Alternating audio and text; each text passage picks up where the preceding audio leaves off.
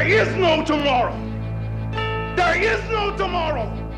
There is no tomorrow. All right, we are recording.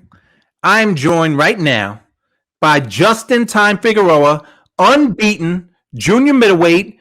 He's going to be one of my favorite fighters, not because he's unbeaten, because he's from Jersey. I'm from Jersey. I'm from Rahway. I know you're from AC. Justin, I appreciate you taking some time. Thank you, George. Thank you for having me on. So I know you have a fight coming up on May 11th. Yeah. I got to ask you this, though. I spoke to, I told you off camera, I've known your manager, Jolene, Fighter Source Management. I've known her for a long time. Correct. So you're from Jersey. She told me something that I didn't like very much. How is it that you're from Jersey, Atlantic City, you're a Dallas Cowboys fan? I knew it was coming, right? When you said certain specific words, I knew it was coming. So my dad, growing up, he was a Cowboys fan, but he's like a bandwagon fan. I guess him growing up, he was a Steelers fan, then he was a 49ers fan, and then he was a Cowboys fan. So whoever was good at the time, I guess he stuck with. He ended up sticking with the Cowboys, and then he kind of threw the Cowboys on me as a young kid. And I just stuck with the Cowboys ever since. I do like the uniforms and that they're America's team. I do think they're a popular franchise. So I do like the Cowboys. They do have some fantastic players every year. All right. You know what? I'll give you credit, though, for sticking with them. Because I know a lot of people that just jump from, they like a certain player and they'll just jump team to team to team. So I give you credit, but Jolene told me that, and I was shocked. And she said that was one of the things that she loved about you. That sealed the deal for me. And that's exactly what she said. Well, tell me, I want to jump around a little bit, but Jolene Mazzone was with Main Events for a long time, matchmaker. And everybody that knows Jolene knows she's no BS, man. She's just straight with you, like someone from Jersey usually is. Right. And she also told me a great story about, it was, I guess, one of the first times she met you. You came to this meeting with a notebook with questions. Tell me about that, and tell me why you signed with Fighters First, because I know they're very pro-fighter and trying to get you guys to understand the business. Yeah, so right after the amateurs, I was looking to go pro. I knew I had a platform here in Atlantic City, but I wanted to do it right. I know that boxing is a business, so I done my fair share of research on the business side of boxing. I read a couple books, read a lot of blogs, watched a few videos. But one of the main books that stood out to me was Protect Yourself at All Times by Adrian Clark. So I had a contract that I was kind of iffy about at the time, right before I turned pro.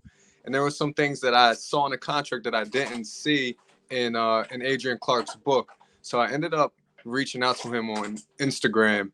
And he actually got back to me. I didn't think he would, but I figured it was worth a shot to hit him up and say, hey, I have a contract.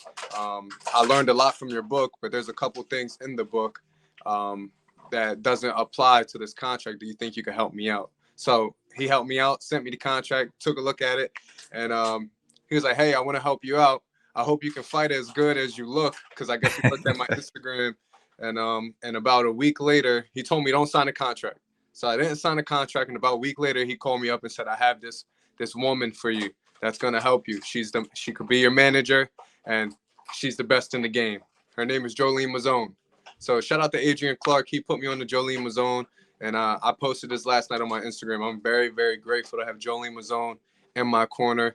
She's a beast. She does not mess around. She does not BS. She's your I wouldn't even say your typical New Jersey Italian woman.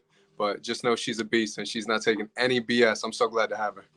That's the thing. Anybody that knows Jolene know like exactly the way you described her. Right. That's exactly how she is. And I think she might rub some people the wrong way, because a lot of times today when people are honest, they think you're a hater or they think you're being mean, and you're just being honest. So look, you're from AC. I worked for a long time at HBO. Back when Arturo Gatti was the king of Atlantic City, which is incredible because he's Canadian, but he lived in Jersey for a while, which you know, and AC and he were like synonymous, man. And I remember being a kid, Mike Tyson. These are all things you know. But Atlantic City, I've seen a couple of things you've done, pieces that you've done. Atlantic City is really important to you, and I know it's important for you to get AC back on the map. But why is it so important? Why is Atlantic City so important to you? I just remember as I was growing up and my dad teaching me how to fight and teaching me the sport of boxing. It was just all around us. There were fighters coming up. There were fighters that was just finishing up their career. He was just all around the fighters at the time during the early 2000s.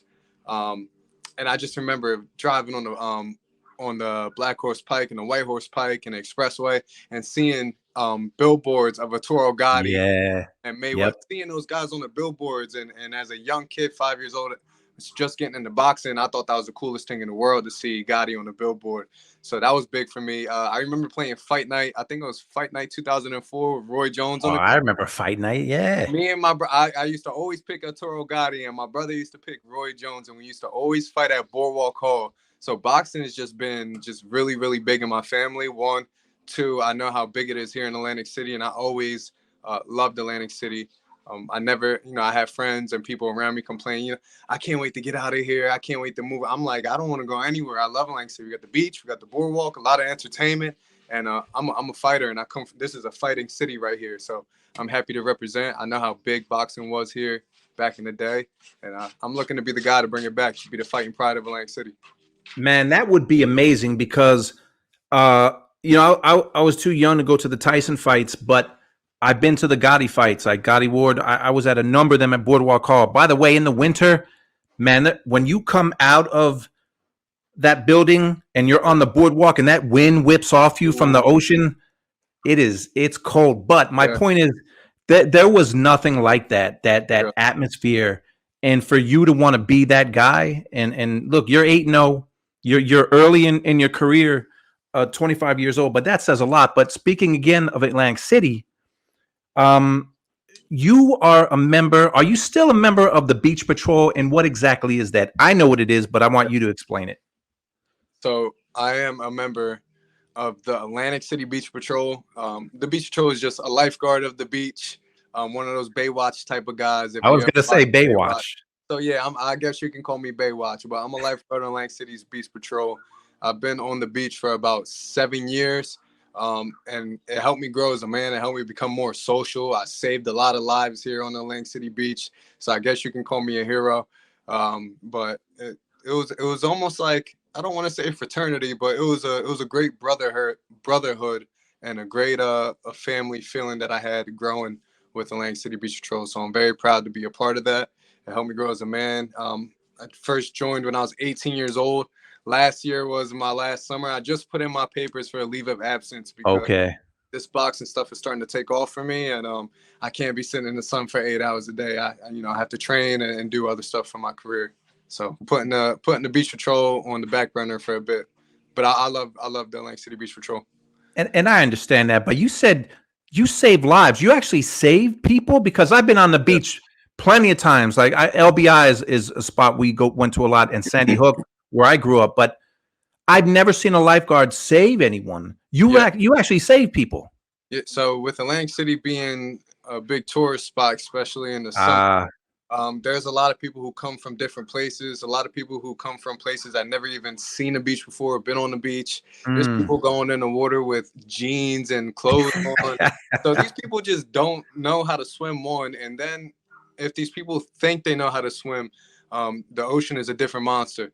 So I've saved a lot of people every summer, and it's been real fun. It's almost like a fight. You get that adrenaline where it's a rush, and I can't wait to do it again. And there's no feeling like it. I loved it. And what else I want to add? Oh, Atlantic City has, I think, the most rescues out of any beach patrol. Wow. Yeah. See, I love that you can learn something every day. I had no idea.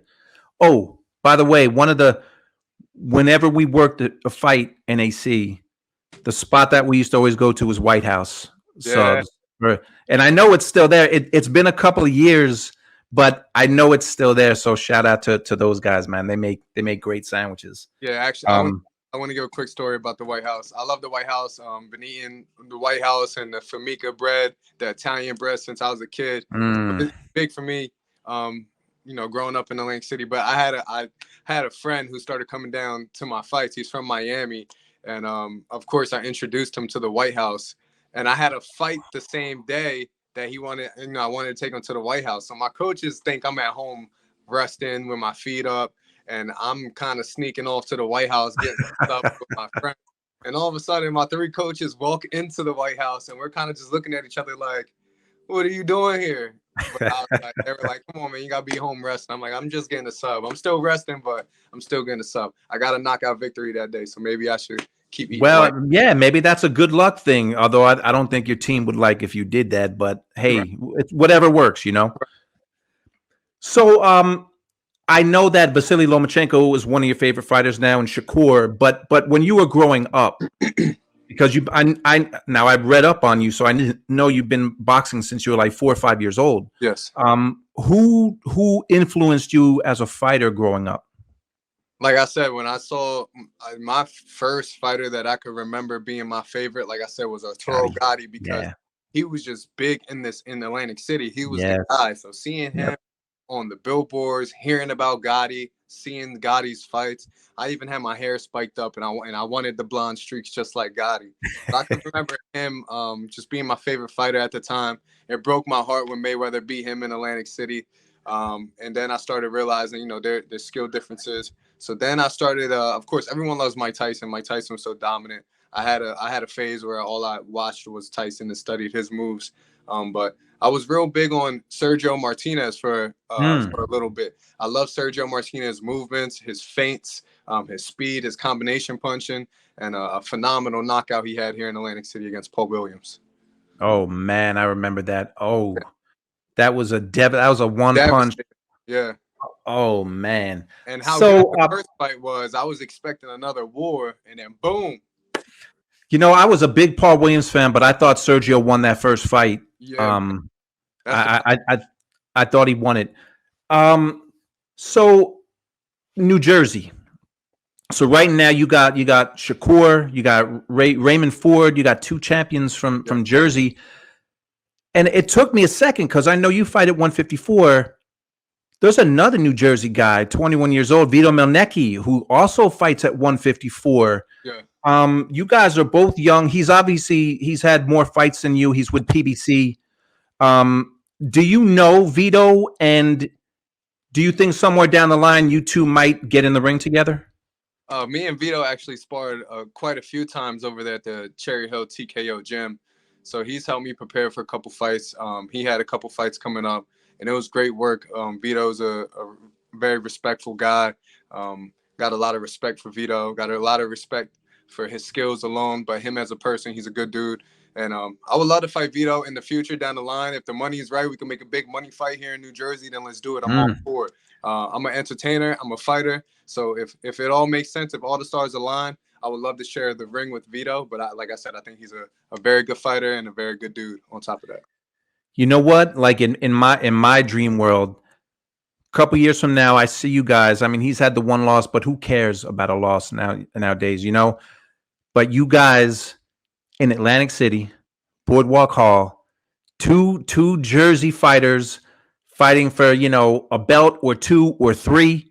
Man, that would be that's something that I would love to see. But you're at 54 now. You're 25. Yeah. Do you see yourself staying at 54, or eventually are you going to move up?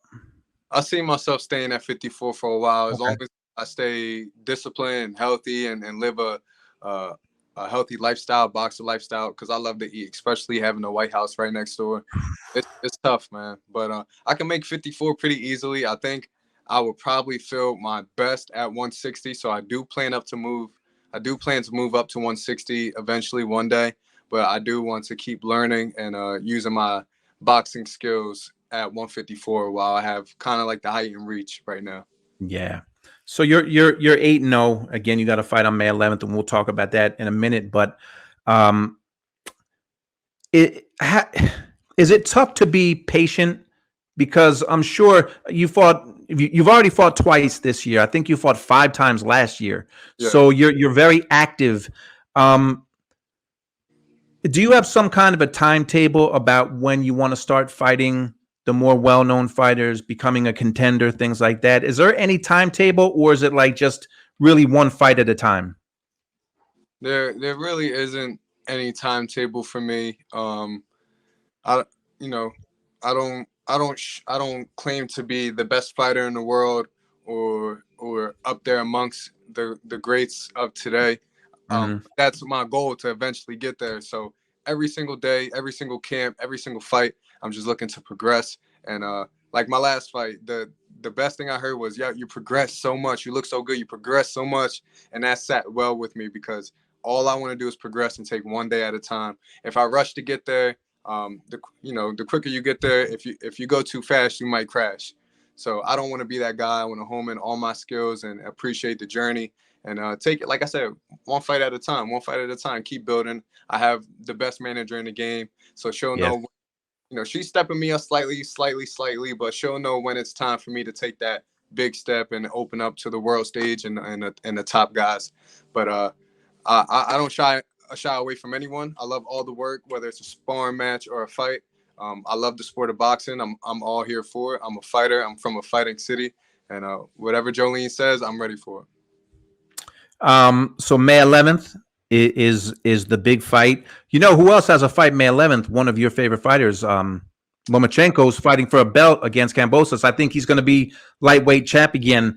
What is it about Lomachenko that you like? I mean, obviously the guy's phenomenally talented, but yeah. But when I first started getting back into boxing around 2019, I started just watching the guys who were the guys back in 2019, and I came across this guy named Lomachenko Vasily Lomachenko, and I started watching his tape, and I was just like, there's nobody that looks like this guy. The way he turns those angles, and he looks so. I just loved his technique. Everything was so calculated, and I could tell he had a system.